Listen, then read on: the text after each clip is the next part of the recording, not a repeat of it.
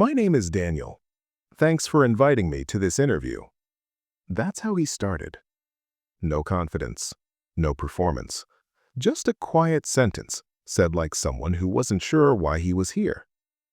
I asked him a simple question. Can you tell me what went wrong? He paused, longer than most people do. Then he said something that stayed with me. Nothing went wrong, on paper. Daniel had done everything right. He followed the system, the forms, the timelines, the rules. Every decision he made was approved. Every step was justified by policy. Every metric said success. But his life didn't feel successful. He leaned forward and said, "At some point, I realized I wasn't living anymore. I was just fitting." Fitting. That word matters. He wasn't rebelling. He wasn't failing. He wasn't lazy.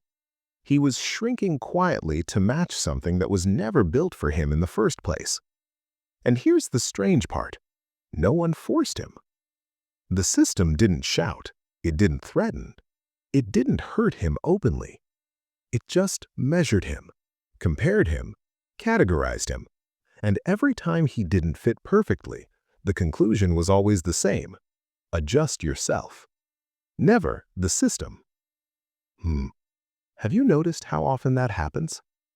When a school doesn't work for a child, we say the child is the problem. When a job drains someone, we say they lack discipline. When a policy harms people, we say they didn't follow it properly. We almost never ask, what if the system is wrong? Because systems feel safe, clean, rational. They reduce messy human lives into charts, averages, and categories. And that's exactly what this story is about. Not Daniel, not one interview, but a pattern. A way of seeing the world that values clarity over truth, order over reality, simplicity over humanity. James C. Scott called this way of thinking seeing like a state. It's what happens when power looks at life from far away, from offices, dashboards, policies, and models, and decides that reality needs to be simplified so it can be managed. But life doesn't like being simplified. People don't either. And when they're forced to fit, some are stretched, some are cut, and some disappear quietly without anyone noticing. This book is not anti-government, not anti-science, not anti-order. It's something more uncomfortable. It asks a dangerous question. What happens when systems understand the world but don't understand people? Sit back, take a breath. You're listening to Wise Alchemy. Let's begin. My friend, let me start with a simple question. Have you ever looked at a plan, a chart, a map, a design, and felt calm just by looking at it? Everything labeled, everything aligned, nothing messy. It feels reassuring. Have you ever tried to live inside one of those plans? Because there's a quiet danger in mistaking clarity for truth. And this chapter begins with a city that was destroyed, not by chaos, not by corruption, but by order. In the 1950s, Brazil decided to build a brand new capital city. Not one that would grow slowly, not one shaped by generations. They wanted something modern, rational, controlled. So they built Brasilia. From above, it looked perfect. Clean geometry, wide roads, clear zones, residential here, work there, leisure separated neatly. From the sky, it looked like intelligence made visible. And that's where the problem began. Order feels safe. Order tells us someone understands what's happening. Complexity has been handled. Nothing important has been missed. The planners believed disorder was the enemy. Informal markets? Disorder. Crowded neighborhoods? Disorder. Unplanned movement? Disorder. So they removed disorder. But in doing so, they removed something harder to measure. They removed how people actually lived. At first, the city worked technically. Buildings stood where they were meant to. Roads flowed as predicted. Then people moved in, and reality did what it always does. It refused to follow the plan. People didn't stay inside neat zones. They didn't commute as models predicted. They didn't socialize where planners expected. Not because they were rebellious, but because they were human. The city had no language for that. Real life isn't segmented. You don't live only in residential mode. You don't stop being human at work. You don't schedule spontaneity. Brasilia punished all of this. Distances were vast. Walking felt hostile. Cars became mandatory. People felt isolated, even while surrounded by millions. Loneliness doesn't come from being alone. It comes from being unseen. The poor didn't disappear. They were pushed outward. Informal settlements grew on the edges of the city, not because people wanted chaos, but because the official city had no room for real life. Long commutes, fragmented communities, exhaustion. And the strangest part? From above, from reports and statistics, the city still looked successful. The plan remained intact. The map was still clean. Brasilia isn't unique. It's a pattern. You see it in education systems built for averages, workplaces optimized for metrics, policies designed for compliance, algorithms deciding what matters. The logic is always the same. If reality doesn't fit the model, reality must change. Never the model. There's a way of thinking that looks at the world from far away. From that distance, people become data. Lives become categories. Suffering becomes noise. This way of seeing feels powerful, but it's also blind. Because what looks like noise from above is often life itself. The inefficiency, the detours, the contradictions. Remove those, and you don't get order, you get fragility. The first lie systems tell us is, we understand you. But systems don't understand people. They understand averages, predictions, compliance. They don't understand burnout, hesitation, quiet resistance. And when you don't fit, the conclusion is simple. You are the problem. The most dangerous systems don't look cruel, they look reasonable. There's no villain, no announcement, just pressure. People stop saying, this doesn't work, and start saying, something is wrong with me. That's how harm spreads quietly, through self-blame. Why do smart people keep doing this? Why does this happen again and again? Because messiness is uncomfortable. Real life resists prediction. It exposes uncertainty, so we simplify it. Not because it's true, but because it feels safe. This is not an attack on planning or intelligence. It's a reminder. Maps are useful, but maps are not reality. The moment the map replaces life, something breaks. As we move forward, remember this city. Whenever you hear, this works for most people, ask quietly, and what about the rest? Because history shows us something unsettling. The most damaging ideas rarely look violent. They look neat. My friend, let me tell you about a man no one invited to the meeting. Not because he was angry, not because he was loud, but because, on paper, he didn't matter. His name doesn't appear in policy documents, no academic citations, no credentials worth framing. He was just a farmer. And the system never asks farmers what they know. The rule came in a letter. Typed. Official. Polite. It explained, very clearly, how he should farm his land, what crops to grow, when to plant, when to harvest, how much water to use. It was based on research, climate data, productivity models. Everything made sense. On paper.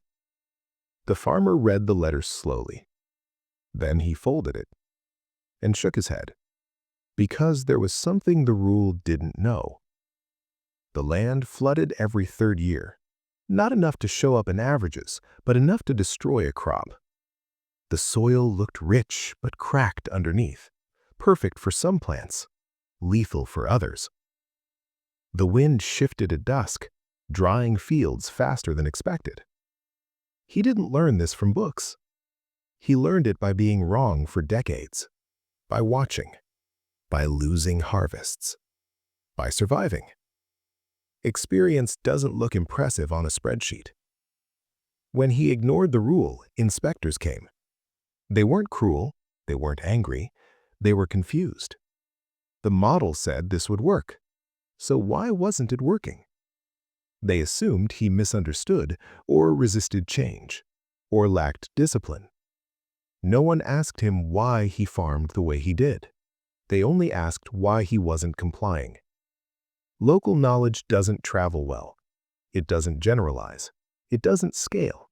It doesn't fit into clean categories.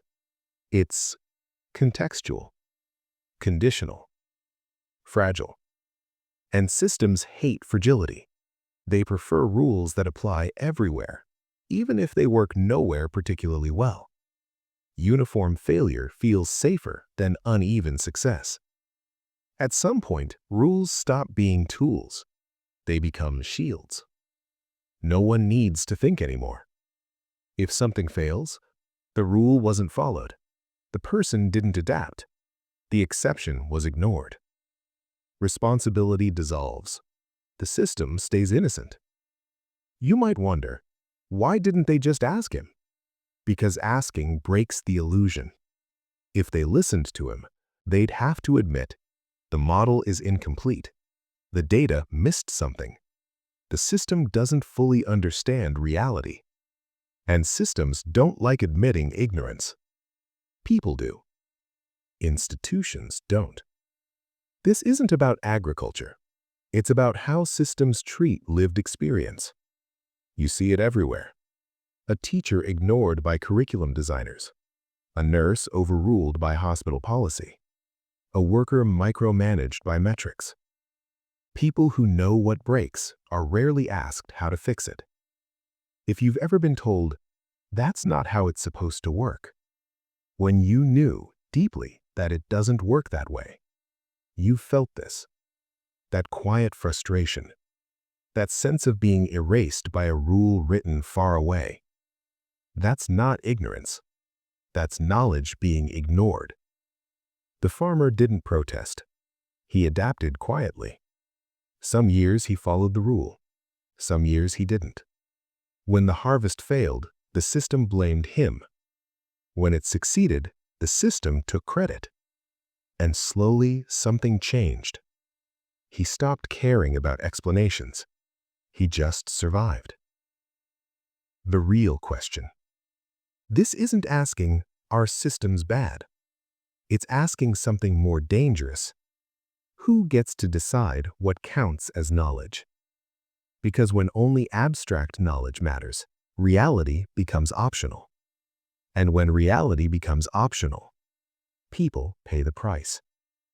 As we move forward, remember this farmer. Not as a rebel, but as someone who understood something the system couldn't see. In the next chapter, we'll talk about what happens when simplification itself becomes a form of violence. Quiet, normalized, and everywhere. Stay with me. This begins with something disturbing. Not harm, not cruelty, but help. Because some of the deepest damage in the modern world wasn't done by people who wanted to hurt anyone. It was done by people who genuinely wanted to do good. The program had a name that sounded hopeful, something like Development Initiative or Rural Empowerment Plan. It came with funding, experts, timelines, and metrics. Always metrics. The goal was simple. Improve living conditions in a rural community. Better housing, better productivity, better outcomes. On paper, it was flawless. After 2 years, the reports looked promising. Income up, efficiency up, output up. The charts smiled. Funding continued. From a distance, the project was labeled a success. But something strange was happening on the ground. People were quieter. Not protesting, not rebelling, just quieter. Families had stopped using shared spaces. Old cooperative habits disappeared. Local repair skills vanished. People followed instructions now. They didn't improvise. They didn't adapt. They waited. Waiting wasn't laziness. It was uncertainty. The system had taught them that doing things their way was wrong. Before the project, people made decisions locally. Not perfectly, but contextually. They adjusted based on weather, on relationships, on intuition. After the project, decisions came from manuals, from schedules, from standards. And when something didn't work, the answer was always the same. Follow the process more carefully. Here's the hardest part to accept.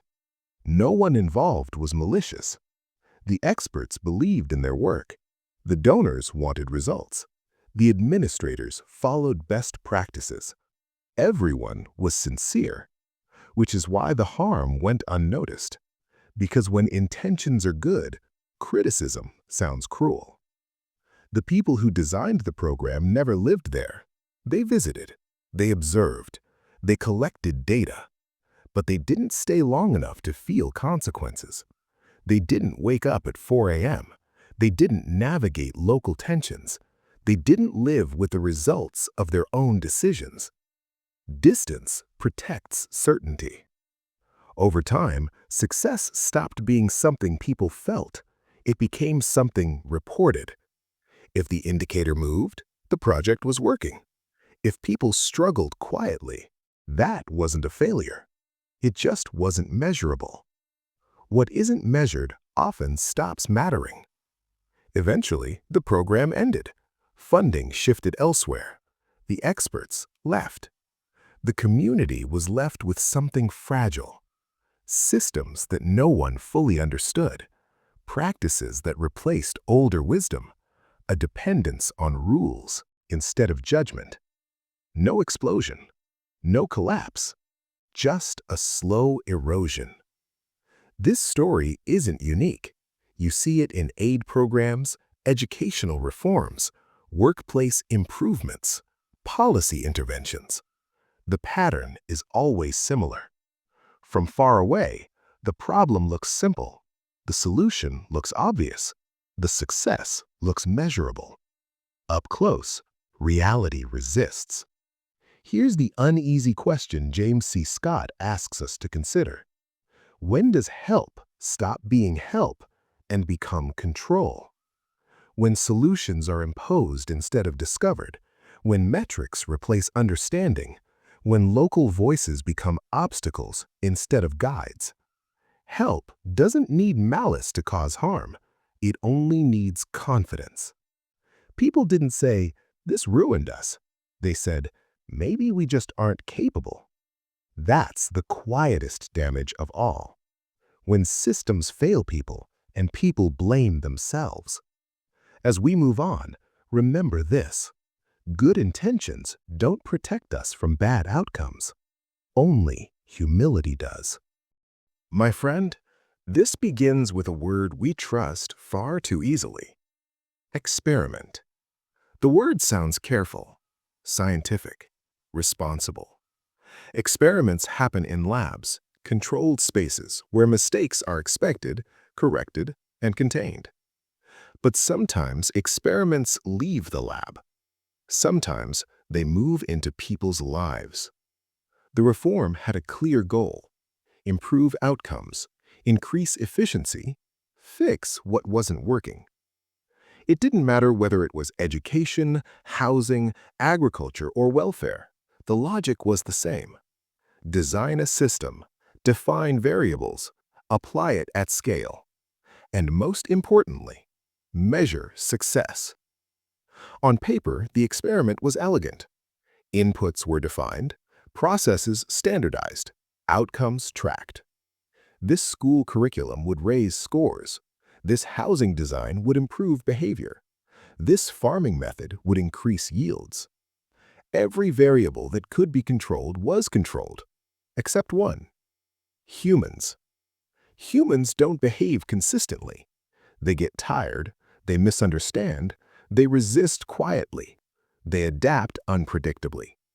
They carry history, trauma, pride, and fear, none of which fit neatly into a model. But models need consistency. So inconsistency became a problem to be solved. At first, the data looked promising. Graphs rose, reports praised innovation. Funding continued. Then cracks appeared. Teachers felt constrained. Students disengaged. Residents modified spaces in unauthorized ways. Farmers adjusted methods informally. Reality was pushing back. Here's the critical moment. Instead of asking, "Is the system wrong?"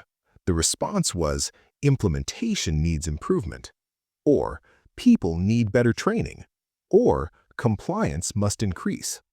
Failure was never evidence against the idea. It was evidence that reality hadn't aligned yet. At some point, something subtle happens. The system stops serving people. People start serving the system. Success becomes following the process, meeting benchmarks, aligning with expectations, even when the human cost rises. When outcomes matter less than optics, truth becomes inconvenient. You might wonder, why didn't they stop? Because stopping feels like admitting error, and large systems hate that. Careers are attached, reputations are built, funding depends on momentum. So instead of questioning the experiment, they explain it. People inside the system say things like, "It's difficult at first. Change always hurts. The data will improve. This is necessary." And sometimes they're right. But sometimes these phrases become shields, ways to avoid listening. People affected don't usually protest loudly. They adapt. They comply just enough. They disengage quietly. They carry frustration privately. And because suffering doesn't show up cleanly in reports, it's treated as anecdotal. What isn't measurable slowly becomes invisible. One of the most dangerous assumptions behind large experiments is this: if it's good for people, consent is optional. The system knows better. The experts have data. The plan is evidence-based. So participation becomes expectation. Opting out becomes failure. Experiments are supposed to teach us something, but when failure is always explained away, nothing is learned. The same logic repeats. The same mistakes resurface. Only the context changes. Education here, housing there, policy somewhere else. Different people, same pattern. James C. Scott doesn't ask us to reject reform. He asks something far more uncomfortable. Who bears the risk of innovation? Is it the designer, the policymaker, the expert, or the people who live inside the experiment?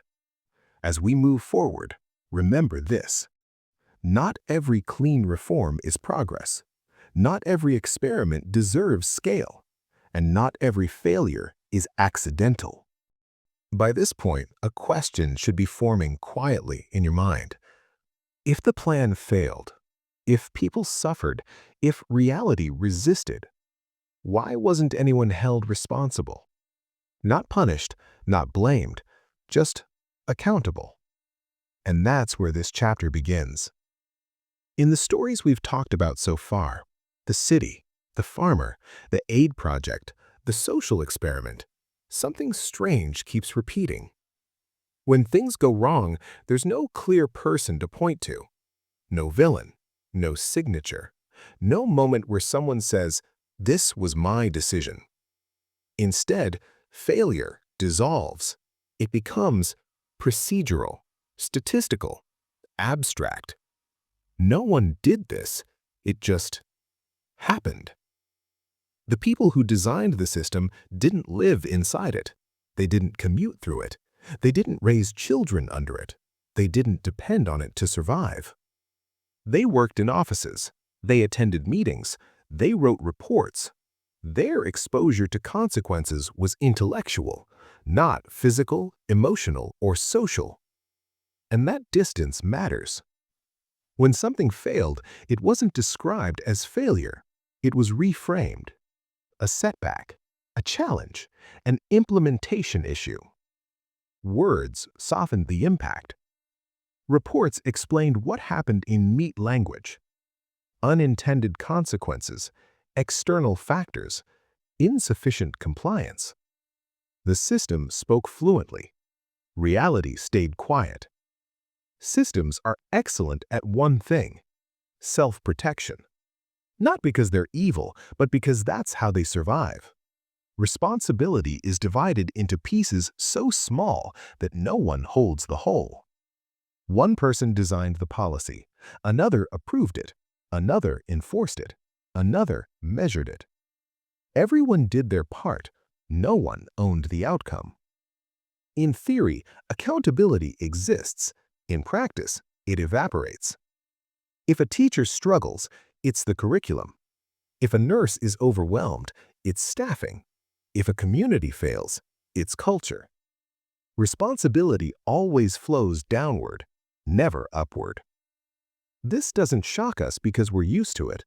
We've normalized a world where decisions are centralized, consequences are decentralized.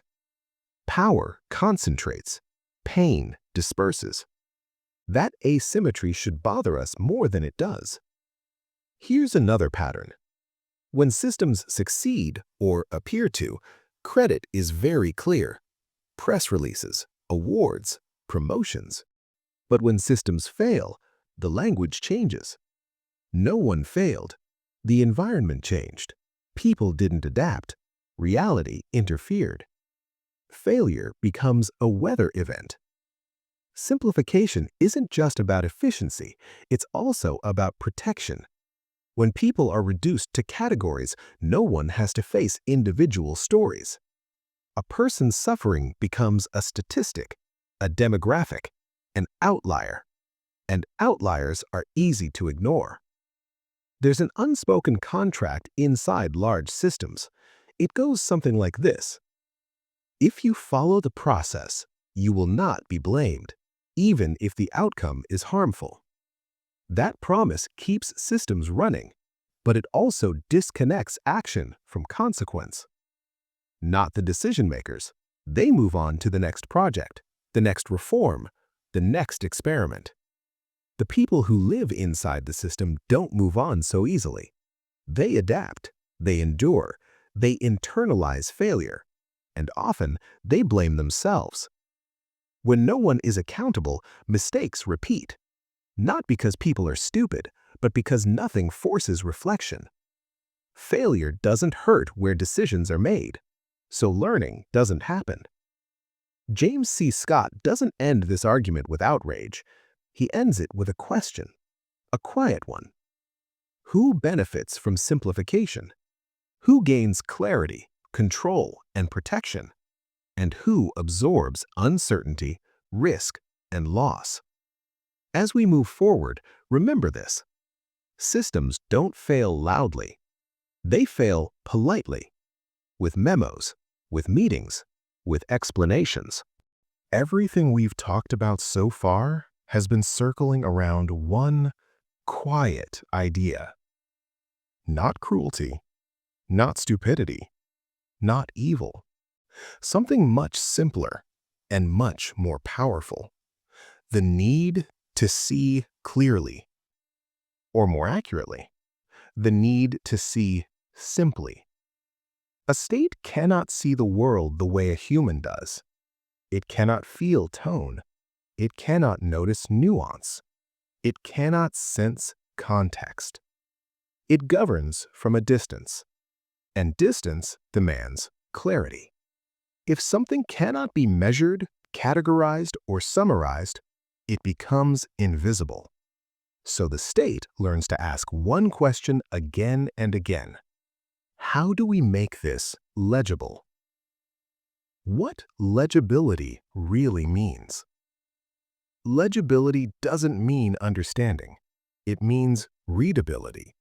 It means turning messy, lived reality into something that fits on a form, a map, or a spreadsheet.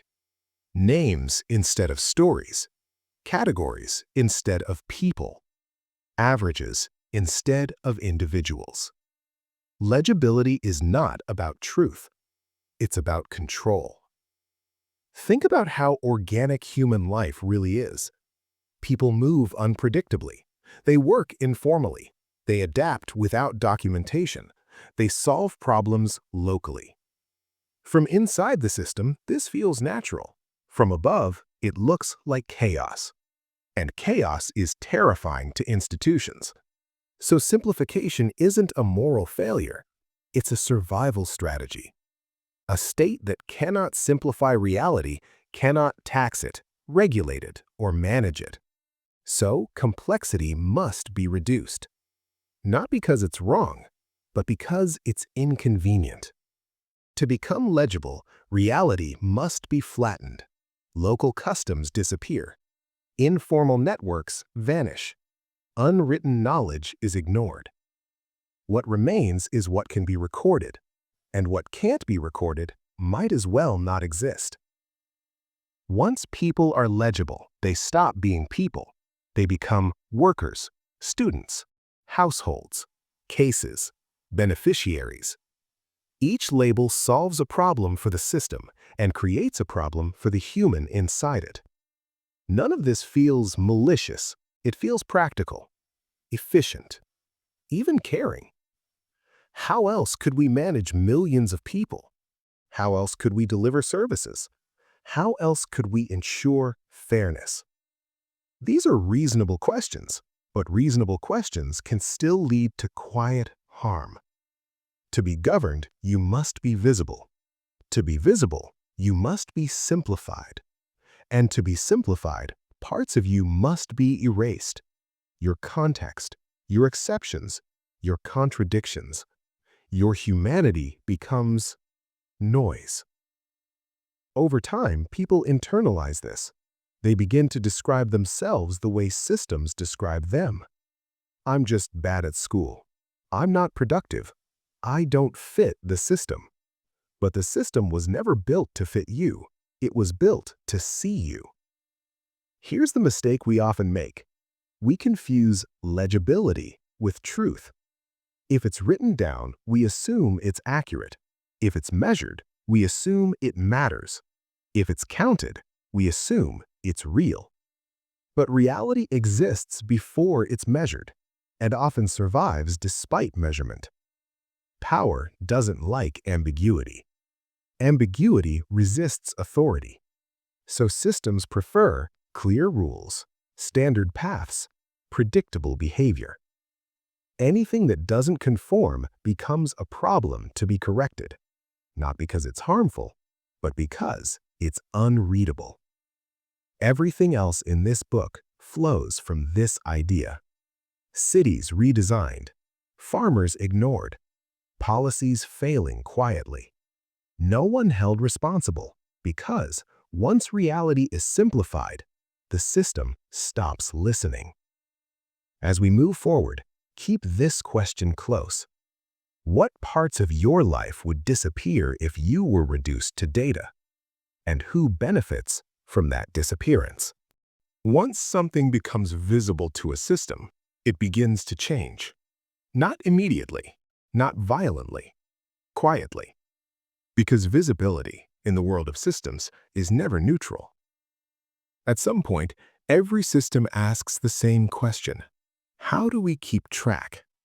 Tracking requires structure, so people become entries, a name, a number, a category. Age, income, education level, productivity score, risk profile. None of this is evil, but none of it is the person. Humans are inconsistent. They change moods. They contradict themselves.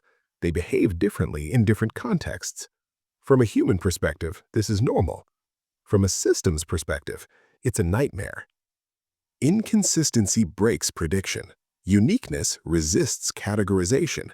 And systems depend on predictability to function. So the system reduces, not because it wants to erase people, but because it needs stability. Complex lives are flattened into manageable shapes. A student becomes a score. A patient becomes a diagnosis. A worker becomes a performance metric. What can't be captured disappears. Once categories exist, curiosity fades. Why ask why someone struggles when their label already explains it? Why listen when a number speaks faster? Labels feel efficient, but efficiency has a cost. At small scale, uniqueness is tolerable. At large scale, it's inconvenient. Systems managing millions cannot pause for nuance. So, they standardize. The larger the system, the more aggressive the simplification. And with scale comes distance. Distance removes empathy. Being seen sounds like safety, but visibility is also control. When your behavior is tracked, measured, and recorded, it begins to shape itself. People adjust to what is counted. They optimize for what is rewarded. They hide what doesn't fit. Over time, performance replaces authenticity. No one announces this loss. There's no ceremony for uniqueness. It just fades. You notice it when conversations feel scripted, institutions feel indifferent, systems respond correctly, but coldly. You're acknowledged, but not understood. You might think, how else could it work? That's the trap. Legibility feels inevitable because it's everywhere. But inevitability doesn't mean harmlessness. It just means we've stopped questioning it. Once you're visible, expectations follow. Benchmarks, norms, targets. Deviate too much and alarms trigger. Not because you're wrong, but because you're unreadable. And unreadable things make systems nervous. From a systems point of view, humanity is inefficient. Emotions slow processes. Context complicates rules. Exceptions weaken enforcement. So humanity becomes noise to be filtered out. And filtered noise doesn't get a voice. Over time, people internalize this logic. They begin to think in system language. I'm behind. I'm underperforming. I don't measure up. They compare themselves to metrics, not meaning. And slowly, something essential erodes. This isn't just about cameras or databases. It's about how value is defined. What gets counted becomes important. What isn't counted becomes invisible. Care, wisdom, quiet competence, unusual paths. These rarely survive measurement. As we move forward, ask yourself this.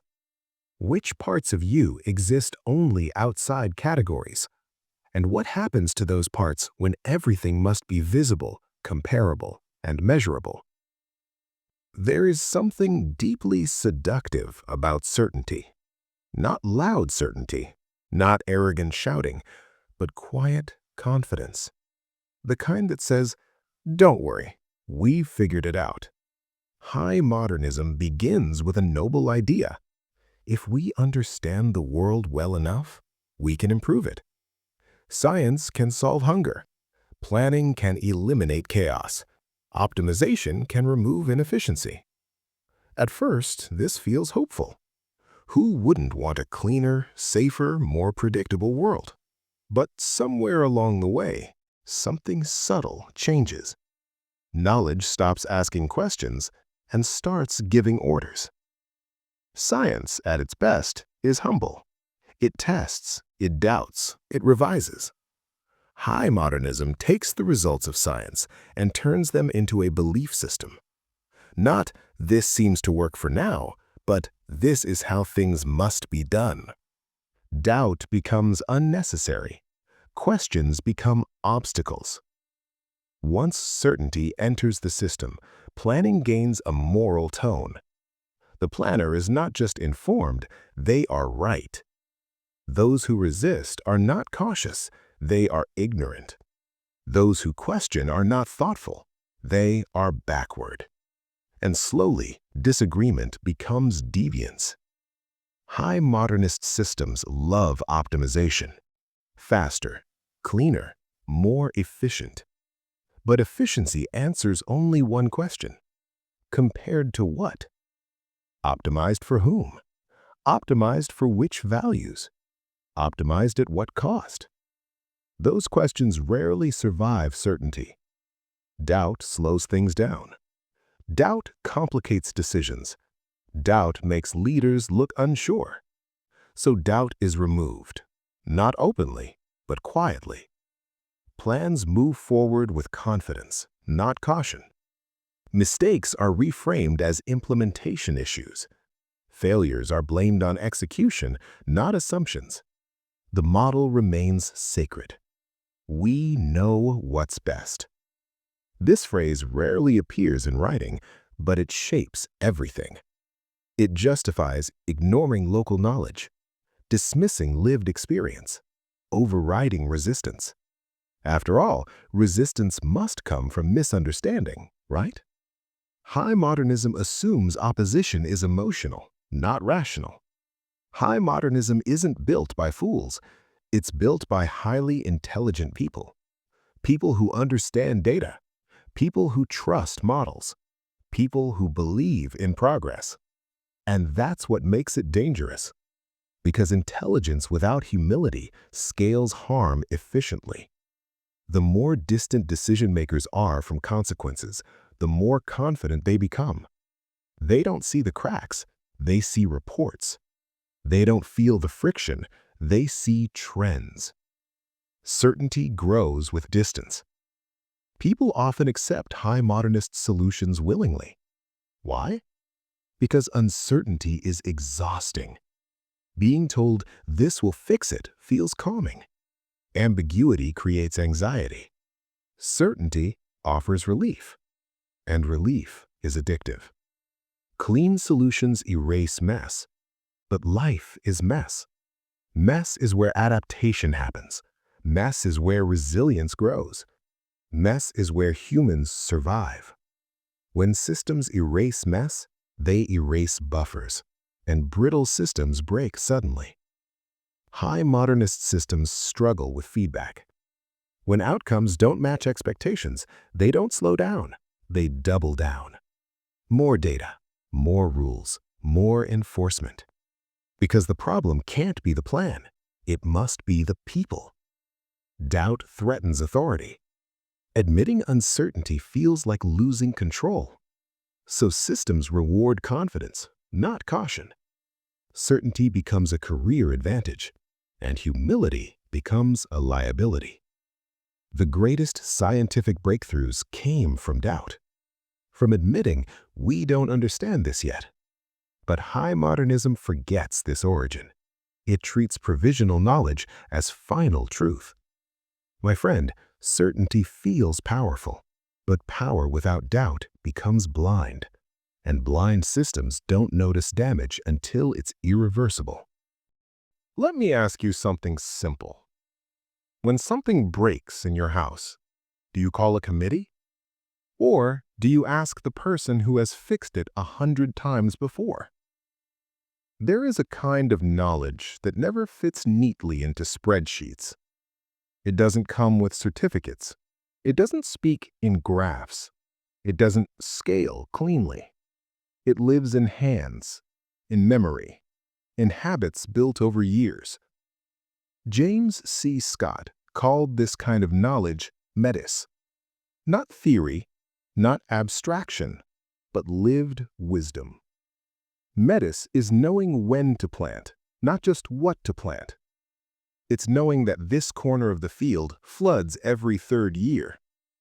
It's knowing that a machine sounds off before it breaks. It's knowing how people actually behave, not how models assume they will. Metis is contextual, and that's exactly why systems struggle with it. Systems need consistency. Local knowledge is messy. One farmer does it this way. Another does it differently. Both are right in their context. But context doesn't scale.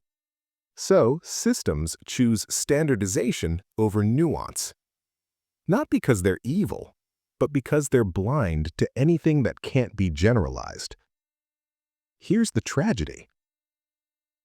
Experts are often brilliant. They study patterns. They analyze outcomes.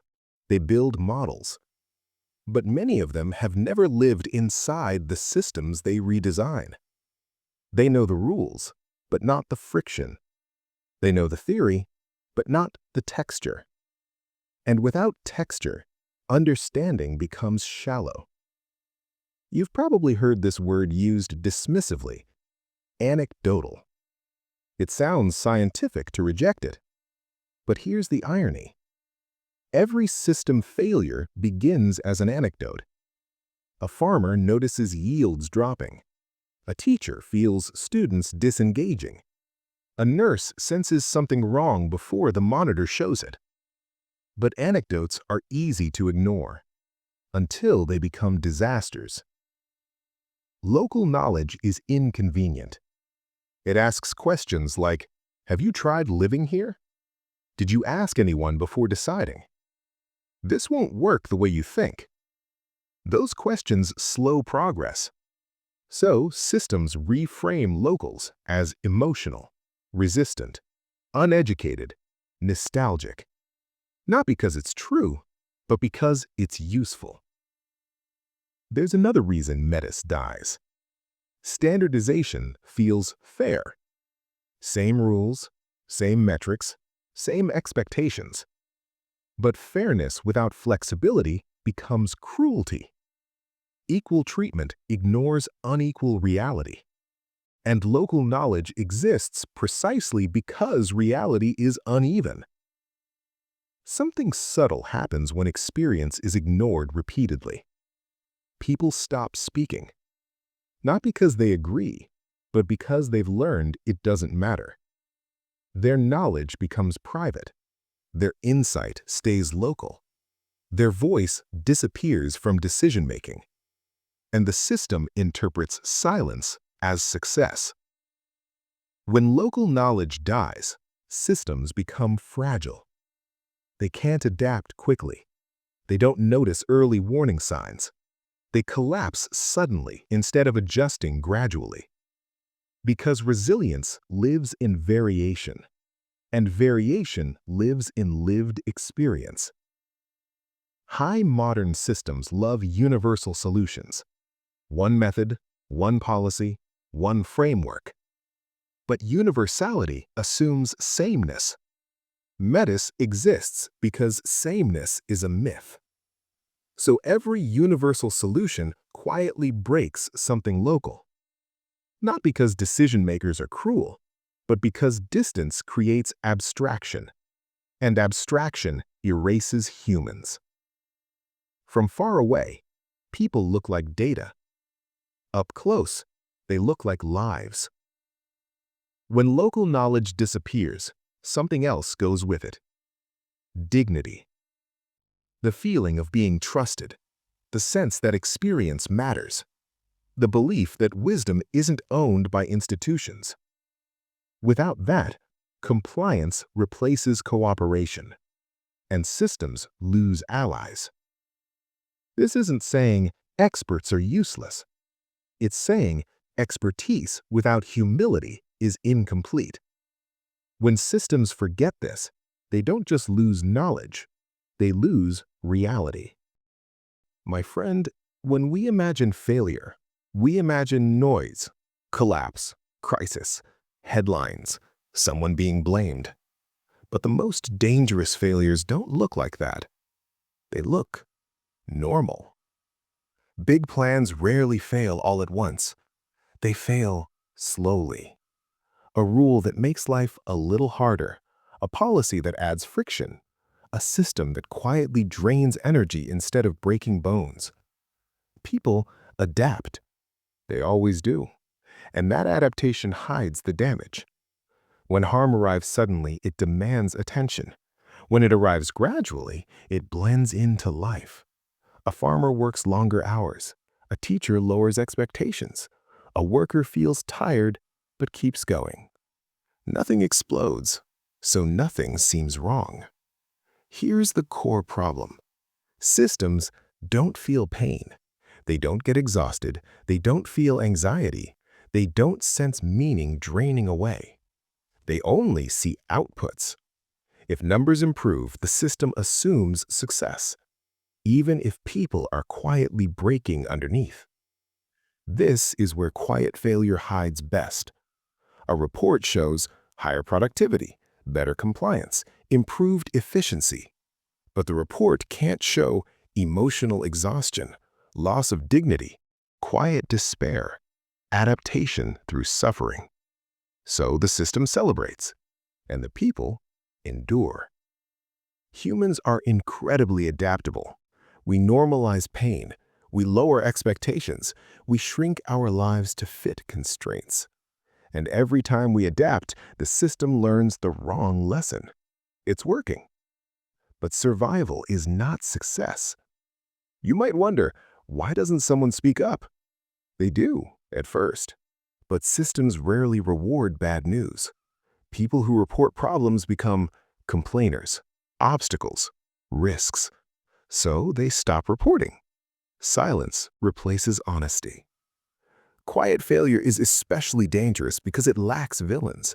No one intended harm. No one feels guilty. Everyone followed procedure. Responsibility dissolves into process.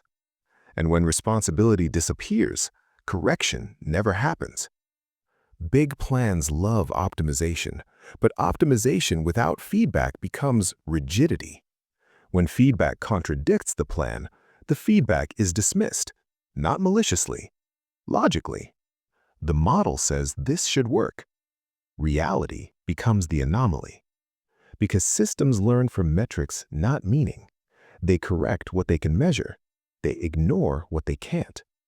And human suffering is notoriously hard to quantify, so it disappears from decision-making. Each small harm feels tolerable. One more rule, one more form, one more standard. No single step feels outrageous. But over time, life becomes narrower, and by the time collapse is visible, it feels inevitable. When systems finally break, people say, "How did this happen so fast?" But it wasn't fast. It was quiet. The warning signs were there, in fatigue, disengagement, silence. But quiet signals don't travel upward. Big plans often survive because they create stability. Even harmful stability feels safer than uncertainty. People learn to live inside flawed systems because leaving them feels riskier than staying. So, failure continues, unchallenged. What's lost in quiet failure isn't always visible. Creativity, trust, initiative, hope. These don't collapse dramatically. They fade. Because loud failure demands accountability. Quiet failure demands patience. And patience shifts responsibility onto individuals. You should cope better. You need to adjust. This is just how it is. My friend, here's the question this chapter leaves us with. How many systems around us are failing, not because they don't work, but because people have learned to endure them? It would be comforting to believe that all this simplification comes only from systems, governments, institutions. But that wouldn't be honest, because the truth is, the system learned it from us. Your brain is a pattern-seeking machine. It has to be. Without patterns, the world would feel unbearable, too loud, too random, too uncertain. So the brain does what it does best. It connects dots, even when they shouldn't be connected. Complexity is heavy. It requires patience, attention, humility. Simplicity feels like relief, a clean explanation, a clear villain, a single cause. It calms the nervous system, and calm feels like truth. Psychologists call this cognitive ease. When something feels easy to understand, the brain trusts it more. Not because it's correct, but because it's comfortable. Hard to process ideas feel suspicious, even when they're accurate. Uncertainty doesn't just confuse us, it scares us. Because uncertainty means we might be wrong. we might need to change. We don't control outcomes. The brain interprets this as danger, so it looks for certainty fast. The brain doesn't think in statistics. It thinks in stories. Stories have beginnings, causes, intentions, endings. Randomness doesn't. So randomness gets edited out. Something bad happens. The brain immediately asks, why? Not because it wants truth, but because it wants closure. So it builds a story, even if the story is false, because having a reason feels safer than having none. Your brain behaves like a small state. It wants legibility, order, predictability. It categorizes people, labels experiences, reduces nuance. Not out of cruelty, out of efficiency. Simplifying reality helps us function, but it also blinds us. Once a story settles in, contradictory evidence feels annoying. So the brain does what systems do. It protects the model. When someone challenges your explanation, it doesn't feel like a debate. It feels like a threat. Because your explanation isn't just an idea. It's how you've made peace with the world. Questioning it reopens uncertainty. When systems impose simplification, we resist. But when we simplify, it feels reasonable. That's the irony. We dislike being reduced, yet we reduce constantly. Labels save energy. Lazy, successful, toxic, smart. Once labeled, we stop looking, and not looking feels efficient. Multiple causes feel messy. They don't give closure. So the brain prefers one explanation, even if it's incomplete. It failed because of X. Simple, clean, wrong, but comforting. When the brain forces reality to fit a story, it commits quiet violence against people, against nuance, against truth. Not intentionally, automatically. If the brain didn't love simplification, large systems wouldn't either. High modernism isn't just imposed from above. It resonates from within. My friend, this isn't asking you to stop simplifying. That's impossible. It's asking you to notice when simplicity feels too satisfying, because that's often where truth gets trimmed. The next time a story feels obviously true, ask yourself quietly, what complexity did this explanation spare me from facing? Most of the time, we don't know why things work. We only know that they worked. And the difference between those two facts is where illusion begins. Something succeeds. A business grows. A policy seems effective. A life decision turns out well. Immediately, the brain rushes in and says, here's why. Not maybe, not partially, but confidently. As if success automatically proves wisdom. Psychologists call this hindsight bias. But let's say it plainly. We explain the past with confidence we never had in the present. Before the outcome, uncertainty ruled. After the outcome, clarity magically appears. This clarity is fake but convincing. It worked, so it must have been right. This sentence sounds logical, but it hides a dangerous assumption that success validates the process. It doesn't. Sometimes things work despite bad reasoning. Sometimes failure is caused by bad luck, not bad decisions. But the brain hates that explanation. Randomness removes meaning. It tells us you weren't fully in control. You couldn't have predicted it. You may not repeat it. That's deeply unsettling. So the mind rewrites randomness as skill. Instead of saying, this worked within uncertainty, we say, this worked because of these choices. Probability becomes story, and story feels human. Notice how success stories are told. Clear vision, smart decisions, bold leadership. But the messy parts, luck, timing, randomness, are edited out. Because heroes need intention, and randomness ruins the plot. When something fails, we do the opposite. We hunt for mistakes. Someone must have been careless. Someone must have misunderstood. Someone must be blamed. Because admitting randomness feels irresponsible. Believing we're in control calms anxiety. It tells us, if I do the right things, the right outcomes will follow. That belief is emotionally useful, but it's not always true. Large systems depend on predictability, so they reward explanations that imply control. They promote confidence. They distrust uncertainty. They celebrate certainty, even when certainty is fiction. When success is misattributed to skill alone, systems try to replicate it. They copy the steps, they standardize the process, they ignore context. And suddenly, what worked once stops working. People often say, but it worked before. Yes, in that situation, with those variables, at that moment. Reality moved on. The story didn't. Explanations give closure. They let us stop thinking. They allow us to feel competent. But premature explanations block learning. Ironically, the less we understand randomness, the more confident we become. Because confidence is built on narrative, not evidence. And narratives are easy to repeat. If success were fully controllable, repeatable formulas would exist. They don't. What exists are patterns with exceptions. But exceptions are inconvenient, so they're ignored. Education often teaches outcomes, not probabilities.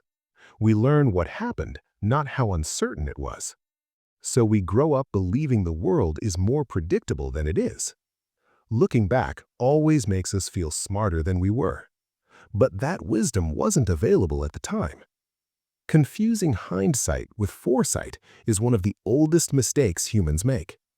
By explaining outcomes confidently, we feel mastery. But mastery without understanding is fragile. It breaks the moment conditions change. This isn't asking you to abandon responsibility. It's asking you to loosen certainty. To say, I don't fully know why this worked. That sentence is not weakness, it's honesty. The next time you hear a clean explanation for success, ask, how much of this story is insight and how much is comfort?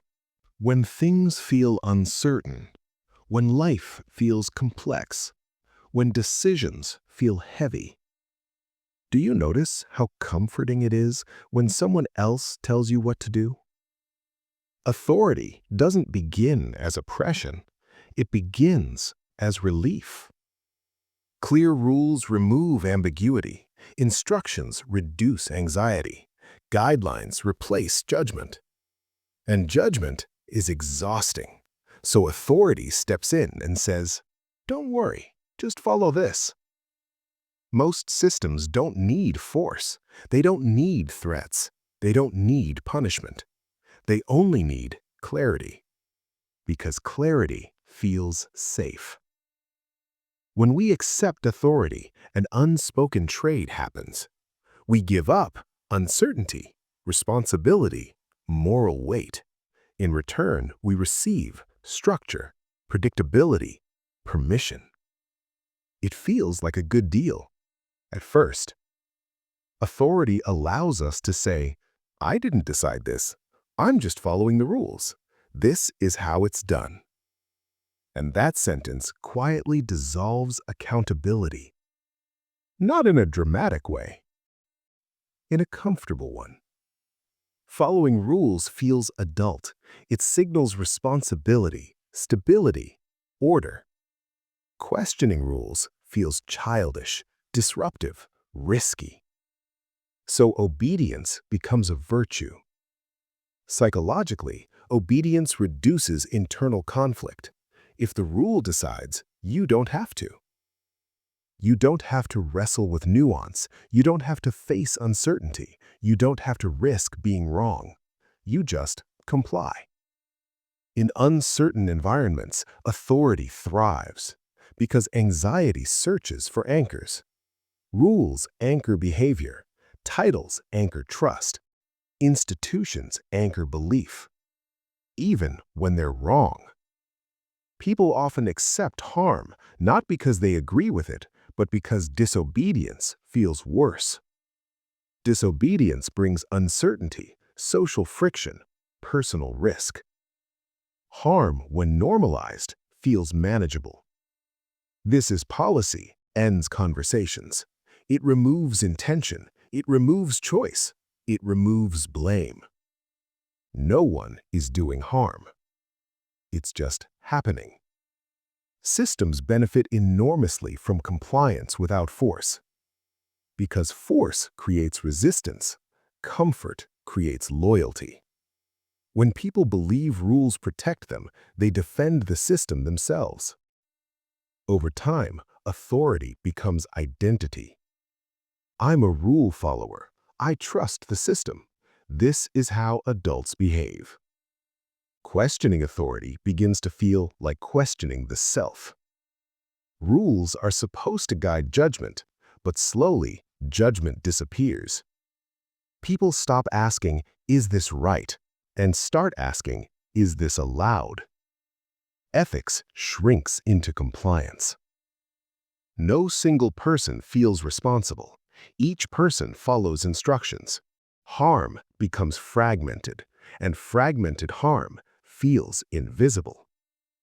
Systems often frame resistance as selfish. Why can't you just cooperate? Why are you making this difficult? Everyone else is following the rules. Morality shifts from outcomes to obedience.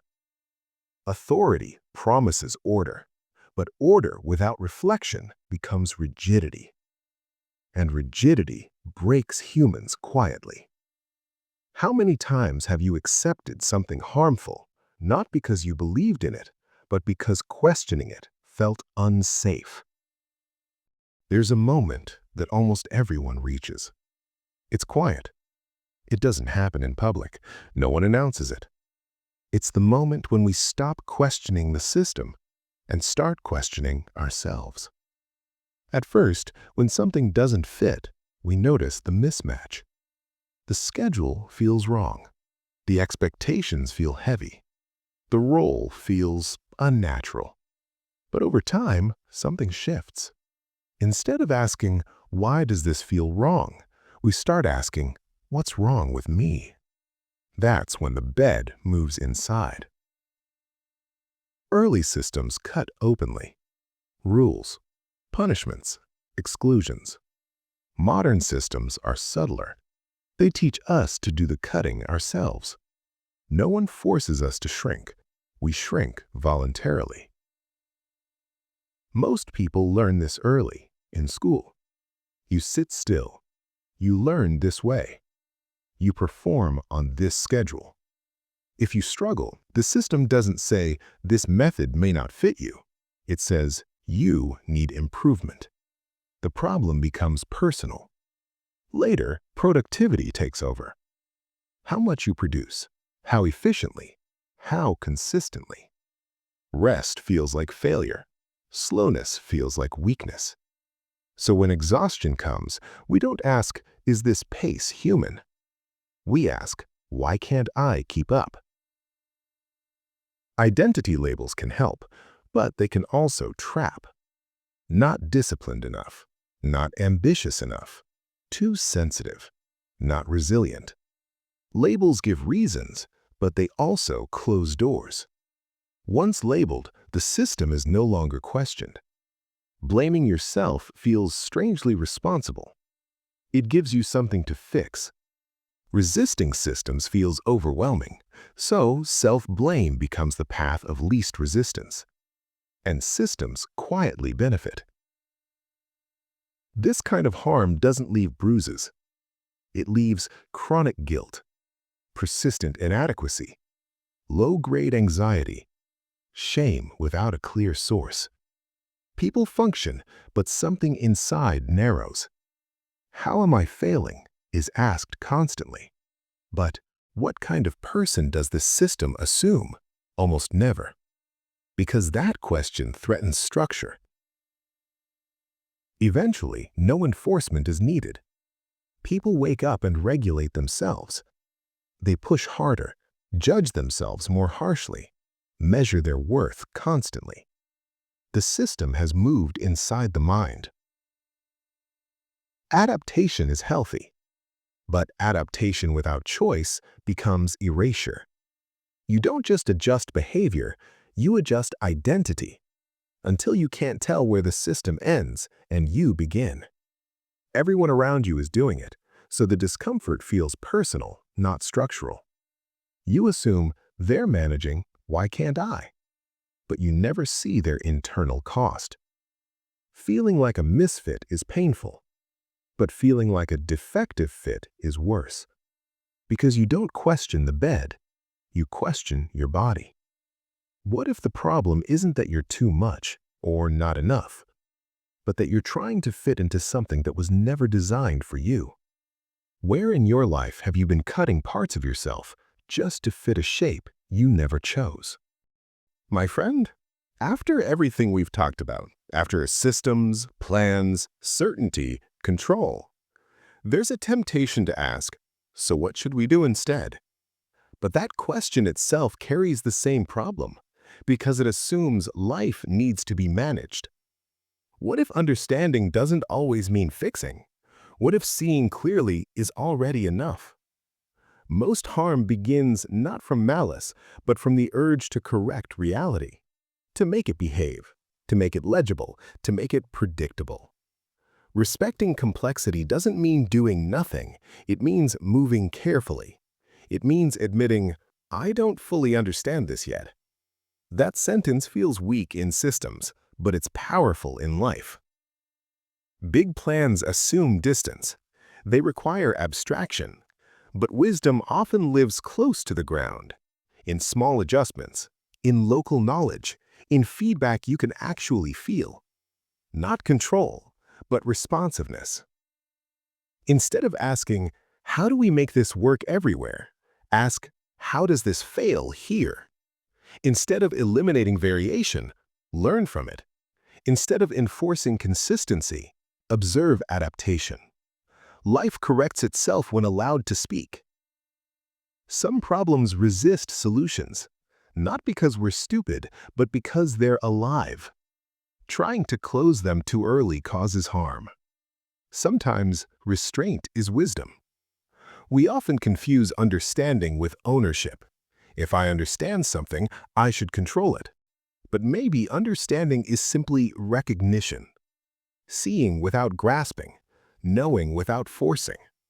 Responsibility doesn't always mean action. Sometimes it means not acting, not imposing, not simplifying, not overriding, letting reality remain partially unknown. Neat answers feel satisfying, but they often come at the cost of truth. Living honestly means tolerating loose ends. It means resisting the urge to finish every story. Humility isn't self-doubt, it's respect. Respect for complexity, respect for limits, respect for lives you can't fully model. My friend, as we close this journey, I'll leave you with one question, not to answer, but to notice. Where are you simplifying life just to feel in control? And what might change if you allowed things to stay a little unfinished?